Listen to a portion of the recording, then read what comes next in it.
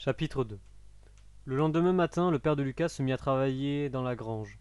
Ce qui le frappa le plus, c'était le bout de verre qu'il avait retrouvé sous la fenêtre du salon en se levant, alors que la fenêtre, tant qu'à elle, était intacte. Pas une fissure, ni de poussière.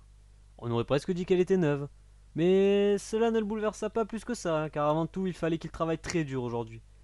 La famille avait déjà consommé la moitié de leurs vivres, et l'hiver approchant, il n'était pas question de compter sur leurs réserves faites l'an dernier. Alors Loris se mit pour objectif d'aller explorer la forêt, pour pouvoir potentiellement y trouver à manger ou un cours d'eau à proximité de la cabane. Ce qu'il ne savait pas cependant, c'était que la forêt est bien plus dangereuse qu'il ne le pensait à ce moment-là. Après avoir travaillé toute la matinée dans la grange, Loris vit sortir son fils, qui allait sûrement chercher le pain, comme à son habitude.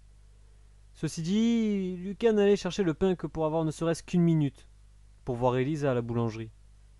Quand il arriva là-bas, la première chose dont il fit attention, c'est la statue de loup à l'entrée du village.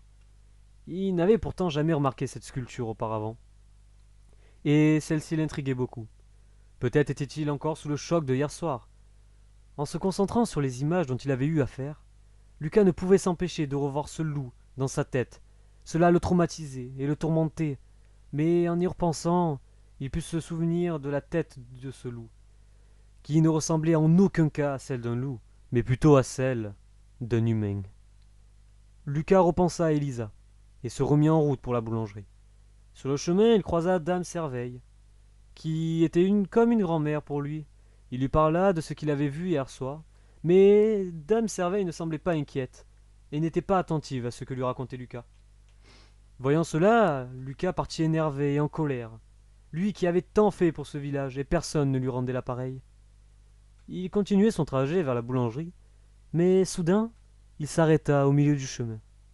Il regardait autour de lui, et il fut stupéfait du silence régnant dans ce village.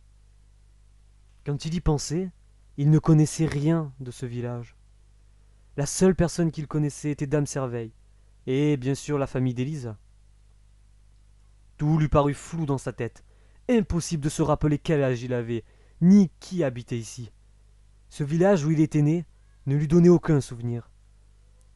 Lucas était figé, comme hier soir. Malgré ça, ce n'était pas à cause de la peur ou de la surprise. Le jeune garçon était bloqué, comme figé dans le temps. Tout ce qui se passait autour de lui semblait être au ralenti. Tout à coup, un souvenir lui refaisait surface. Un souvenir bien précis. Celui de son père. De son père, mort à l'armée, il y a de cela 11 ans.